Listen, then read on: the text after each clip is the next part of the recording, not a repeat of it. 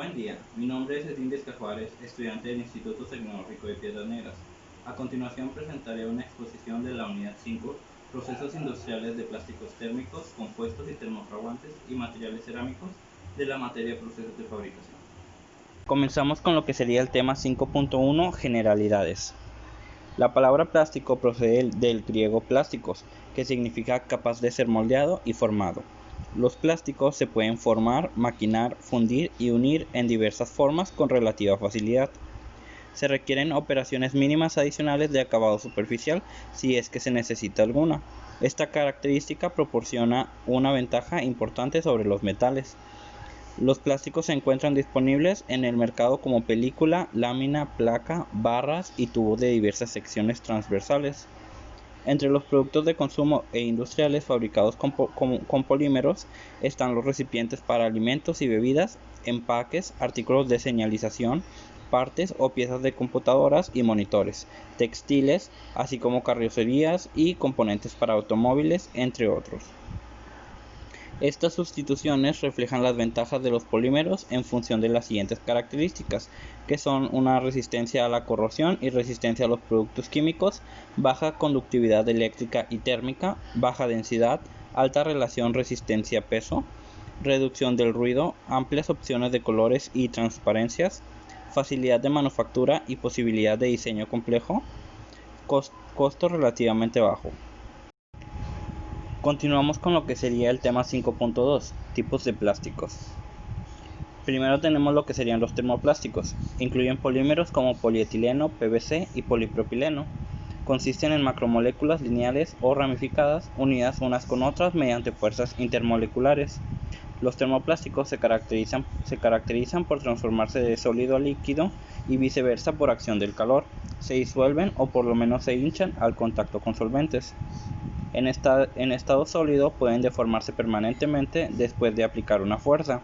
A temperatura ambiente pueden ser blandos o duros, frágiles y rígidos. La capacidad de los termoplásticos de reblandecerse o fundirse tiene sus ventajas y desventajas. Además, los termoplásticos pueden soldarse y sus desechos son reciclables. Otro tipo serían los termofijos. Nos dice que los plásticos que se mantienen rígidos y sólidos a temperaturas elevadas se denominan termofijos. Se obtienen por reticulación de productos líquidos de bajo peso molecular. Están reticulados en todas direcciones y debido a su estructura no son moldeables plásticamente. Son infusibles y resisten altas temperaturas. No pueden ser disueltos y muy raramente se hinchan.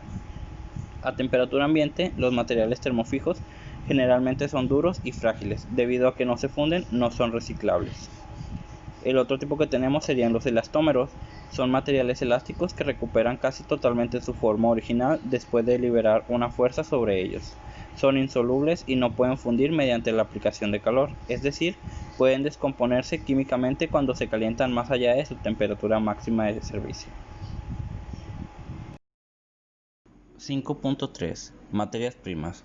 El componente principal de un plástico son polímeros o resinas artificiales, por lo general derivados de la celulosa y de los hidrocarburos. Para su utilización hay que añadirles otros productos que mejoren su mala flexibilidad, mala resistencia al choque, mala resistencia a bajas temperaturas y agrietamientos. Estos productos son los modificantes, que vienen siendo catalizadores, plastificantes, estabilizadores, cargas y pigmentos. Por último, para fabricar plásticos con usos especiales se le añaden armaduras y refuerzos. Lo primero que tenemos serían las resinas. En la tecnología de los materiales poliméricos, el término resina se aplica a todo polímero que constituye la materia prima básica en la fabricación de los productos plásticos acabados o semiacabados y a las resinas empleadas directamente en obra. Por su procedencia, las resinas se clasifican en resinas naturales, artificiales y sintéticas. Luego tenemos lo que vendrían siendo los modificantes. Los modificantes amplían el campo de aplicación de los plásticos y proporcionan una variación muy matizada de propiedades. El primero de estos serían los plastificantes. Son materiales líquidos o sólidos que al mezclarlos con las resinas las vuelven blandas, más flexibles, más tenaces de lo que serían en cada caso. También tenemos el catalizador, sustancia cuya presencia hace reaccionar a dos o más productos entre sí, que por sí solos permanecerían prácticamente inertes unos frente a otros. En la química macromolecular también se denomina iniciador. Tenemos lo que son los estabilizadores. Los plásticos sin mezcla pueden degradarse cuando se exponen a ciertos ambientes. Sin embargo, pueden reforzarse con estabilizadores tales como los absorbentes de rayos ultravioleta y antioxidantes. Tenemos lo que son las cargas, material insoluble en polvo, granos o fibras incorporado a un compuesto polimérico para reducir su exotermia o su retracción, y frecuentemente para aumentar su dureza, su resistencia a la abrasión o al calor u otra propiedad específica. Tenemos lo que son los pigmentos. Muchos plásticos son transparentes e incoloros y por lo tanto coloreables. Otros admiten coloración limitada.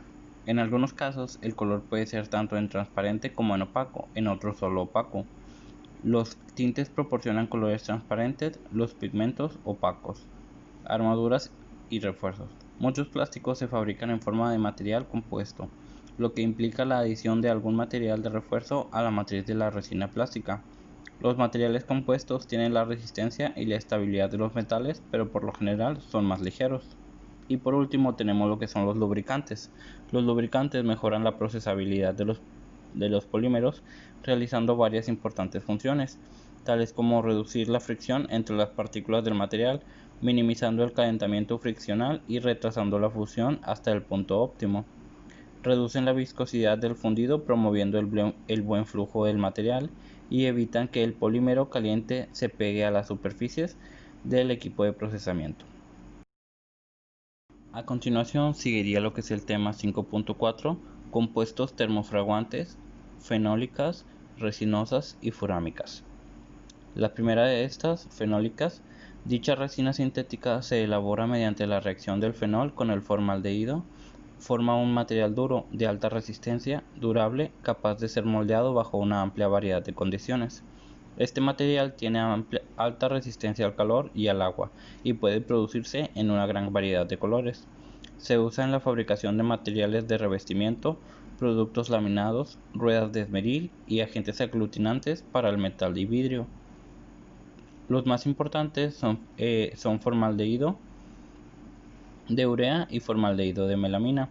Este componente plástico se puede obtener en forma de polvo para moldear o en solución para usarse como liga y adhesivo. A la vez se combina con una variedad de relleno, mejora las propiedades mecánicas y eléctricas. Ambas resinas son muy usadas en el campo de los adhesivos y para la laminación de madera y papel. Las buenas características del flujo de la resina de melamina hacen un moldeo de transferencia conveniente para artículos como vajillas, piezas de encendido, perillas y estuches para rasuradoras. Por otro lado, las resinas de urea se adaptan para ser procesadas ya sea por compresión o moldeo de transferencia, siendo resistente a arcos eléctricos y teniendo alta resistencia dieléctrica. Se producen en todos los colores. Estos productos incluyen estuches para aparatos eléctricos, partes para circuitos de interruptores eléctricos y botones. Y por último en este tema tenemos lo que serían las furámicas. Se obtienen procesando productos agrícolas de desechos tales como lotes, cáscara de arroz y semillas de algodón con otros ácidos. La resina que se obtiene es de color oscuro, resistente al agua y tiene excelentes cualidades eléctricas. Estas resinas también son usadas como aglutinantes, como arena para corazones en fundición, como aditivos endurecedores para enyesar y también como agentes adhesivos de compuestos de pisos y productos de grafito.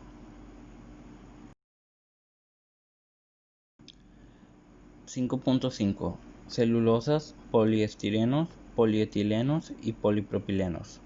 Iniciamos con lo que serían las celulosas. El acetato de celulosa es un compuesto más estable que tiene una resistencia mecánica considerable y fácil de ser fabricado en láminas o ser moldeado por inyección, compresión y extrusión. Con este compuesto se fabrican envases de exhibición, juguetes, perillas, cuerpos de lámparas eléctricas, revestimientos de cerdas para brochas de pinturas. El acetato butirato de celulosa es un compuesto para moldeos, es similar al acetato de celulosa. Se reconoce por su baja absorción de humedad, por su fuerza, estabilidad dimensional bajo diversas condiciones atmosféricas y por su capacidad para ser extruido continuamente. Los productos típicos de butirato incluyen volantes de automóvil, armazones para anteojos, charolas, cinturones y tubos extruidos para gas y agua. Y por último, de las celulosas tenemos lo que sería la etilcelulosa, que tiene la menor densidad entre los derivados de celulosa. Además de su uso como base para materiales de revestimiento, se emplea extensamente en los diversos procesos de moldeo, debido a su estabilidad y a su resistencia a los álcalis. Continuando con el poliestireno, nos dice que el poliestireno es un material termoplástico adaptado especialmente para moldeo por inyección y extrusión. Algunas de sus características más notables son su bajo peso específico, es más fácil de obtener en colores de claro a opaco, resistentes al agua y a la mayor parte de los agentes químicos, estabilidad dimensional y buenas características de aislamiento. El aislamiento eléctrico ha sido una de las mayores aplicaciones en la actualidad, debido a que es un excelente sustituto del hule. Además, las resinas de estireno se moldean en productos tales como cajas para acumulador, platos, partes para radio, lentes, engranes flotantes, modelos de fundición, caja para hielo, aislante para empaquetar, tazas y azulejos. También se le puede moldear por inyección, extruir o formar en matrices. Luego tenemos lo que sería el polietileno. Nos dice que los productos de polietileno son flexibles tanto a temperatura ambiente normal como a bajas temperaturas. Son a prueba de agua, no los afecta la mayoría de los productos químicos, son capaces de sellarse por calor y pueden producirse en muchos colores. Es uno de los plásticos más económicos y sus características de resistencia a la humedad favorecen para envolver y hacer bolsas. Los productos de polietileno se pueden fabricar por moldeo de inyección, moldeo de soplado o extruirse en láminas, películas o monofilamentos.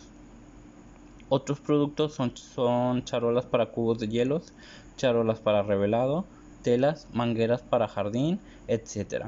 Por último tenemos lo que sería el polipropileno. El polipropileno puede ser procesado por todas las técnicas de los termoplásticos. Tienen excelentes propiedades eléctricas, alta resistencia al impacto y a la tensión, con buena resistencia a los productos químicos y al calor. También veremos lo que son las técnicas de conformación de plásticos. Las técnicas de conformado de plásticos se refieren a los sistemas que se usan para dar forma o crear objetos tecnológicos con el plástico previamente fabricado. Las técnicas de conformado más comunes son la extrusión, el moldeo, que puede ser por compresión, por soplado, por inyección o centrífugo o rotomoldeo, el calandrado y el conformado al vacío. En primer lugar tenemos lo que es la extrusión. En el moldeo por extrusión se utiliza un transportador de tornillo helicoidal. El polímero es transportado desde la tolva a través de la cámara de calentamiento hasta la boca de descarga en una corriente continua. A partir de gránulos sólidos, el polímero emerge de la matriz de extrusión en un estado blando. Como la abertura de la boca de la matriz tiene la forma del producto que se desea obtener, el proceso es continuo. Posteriormente se corta en la medida adecuada. Se usa normalmente con termoplásticos. Y a continuación tenemos lo que sería una imagen que nos representa este proceso. Para continuar seguiríamos con lo que es el moldeo por compresión. Se emplean polímeros termoestables. En el moldeo por compresión, el material se coloca en el molde abierto. Un taco calentado aplica suficiente calor y presión para ablandar el polímero termoestable y llenar la cavidad del molde. Las cadenas del polímero se entrecruzan rápidamente y el plástico se endurece tomando su forma permanente, pudiendo ser retirado del molde. Y tenemos también lo que sería una imagen que nos representa los tipos de moldeo por compresión. Seguimos con lo que sería el moldeo por soplado. Se introduce en el molde una preforma en forma de tubo reblandecido a través de un dosificador. Y a continuación se inyecta aire comprimido y esta se adapta a la forma interior del molde. Una vez enfriado se abre el molde y se extrae el objeto final.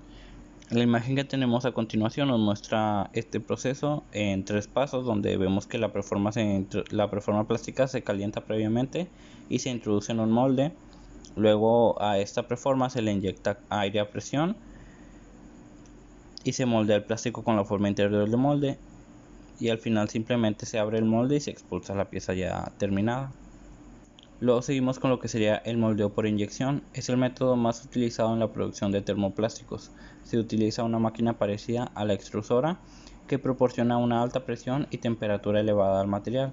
Una vez fundido, se introduce el plástico a alta presión en el interior del molde. Gracias a la presión, el plástico rellena el molde sin dejar huecos. El proceso es muy rápido y permite fabricar piezas complejas, por lo que se emplea para elaborar todo tipo de objetos.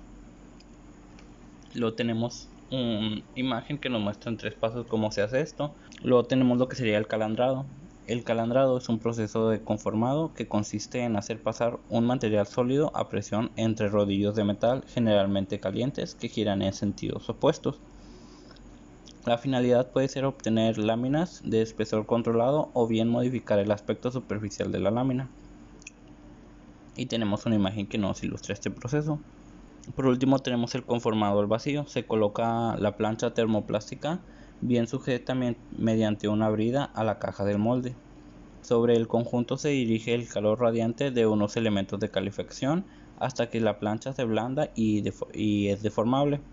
Se hace el vacío en la cavidad cerrada del molde y la plancha es comprimida por la presión atmosférica contra los contornos del molde en el espacio en el cual se ha hecho el vacío. Se deja enfriar hasta que se solidifica con la forma del molde y se retira de este.